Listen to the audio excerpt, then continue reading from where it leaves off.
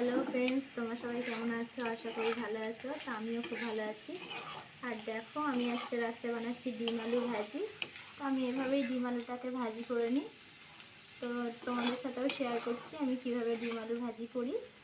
তো আজকে রাত্রে মনে হলো যে একটু ডিম আলু ভাজি করি, অনেকদিন পর মন চাইলো।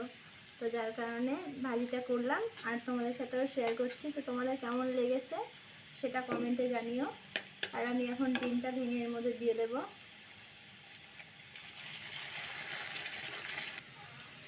আর দেখো, আমি এখানে ডিমটা ভেঙে দিয়ে দিয়েছি। আর ডিমের ভিতরে কুসুমটা একদম পুরো সাদা। আগে ডিমের কুসুমটা আসতো হলুদ, আর দেখতেও যেমন ভালো লাগতো, খেতেও ভালো লাগতো। আর এখন কেন জানি না ডিমের কুসুমগুলো সব সাদা। আর দেখো বন্ধুরা, আমার ডিম আলু ভাজা একদম কমপ্লিট। আর দেখতেও কতটা সুন্দর লাগছে দেখো। আমার তো খুবই ভালো লাগে। আর ডিমটা খুব সুন্দর মিক্স হয়েছে আলুর সাথে। এই দেখো।